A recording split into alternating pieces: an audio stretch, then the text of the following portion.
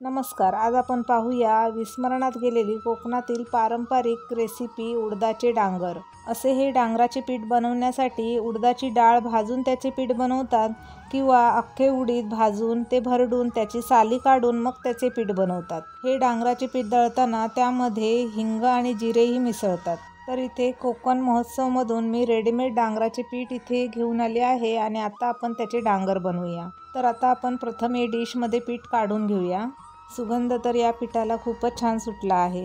इथे तुम्ही पाहू शकता पीठ अगदी बारीक मस्त दळलेलं आहे।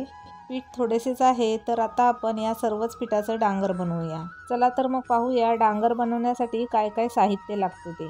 इथे मी 2 हिरवी मिरची अगदी बारीक चिरून घेतली आहे। त्याचबरोबर थोडीशी कोथिंबीर घेतली आहे, तीही बारीक चिरून घेतली आहे। एक मोठा कांदा बारीक चिरून घेतला आहे। इथे मी अर्धा चमचा लाल तिखट घेतला आहे। त्याचबरोबर आपण अगोदरच इथे 2 हिरव्या मिरच्याही घेतल्या आहेत, त्यामुळे तिखट आपल्या आवडीनुसार तुम्ही कमी जास्त करू शकता। चवीनुसार मीठ घ्यायचं आहे। त्याचबरोबर या डांगराला आपण वरून थोडासा राई, जिरे आणि कढीपत्त्याचा तडका देणार आहोत। एका बाउलमध्ये आता आपण प्रथम हे उडदाच्या डाळीचे पीठ काढून घेऊया। यानंतर आता आपण यात बारीक चिरलेला कांदा टाकून घेऊया। 2 हिरवी मिरची बारीक चिरून घेतली होती, तीही त्यामध्ये टाकून घेऊया। त्याचबरोबर अर्धा चमचा लाल तिखट घेतले होते, तेही यात टाकूया। चवीनुसार मीठ टाकून घेऊया। अगोदर आपण हे सर्व साहित्य चांगले अशा पद्धतीने चमच्याने एकत्र मिसळून घेऊया।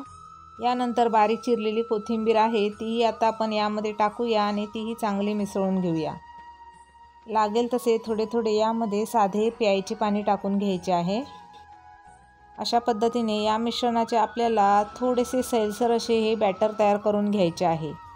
असे हे आपले पारंपरिक पद्धतीने उडदाच्या पिठाचे झटपट आणि चविष्ट डांगर तयार झाले आहे। हे आपण चपाती बरोबर किंवा भाकरी बरोबर खाऊ शकता, खूप छान लागते।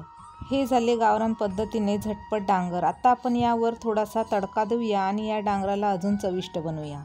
इथे आता मी मंद गॅसवर तडका पॅन ठेवला आहे आणि त्यामध्ये थोडेसे तेल टाकलं आहे। तेल छान गरम झाले आहे। आता आपण यामध्ये पाव चमचा राई टाकूया आणि पाव चमचा जिरे टाकूया। त्याचबरोबर 7-8 पाने कढीपत्त्याची टाकूया। फोडणी छान तडतडली आहे। आता आपण हे तयार फोडणी आपण या डांगरावर टाकूया आणि अशा पद्धतीने व्यवस्थित छान मिसळून घेऊया। अशा पद्धतीने तडका दिल्यामुळे या डांगराला अजून खूप छान चव लागते। नक्की करून पहा।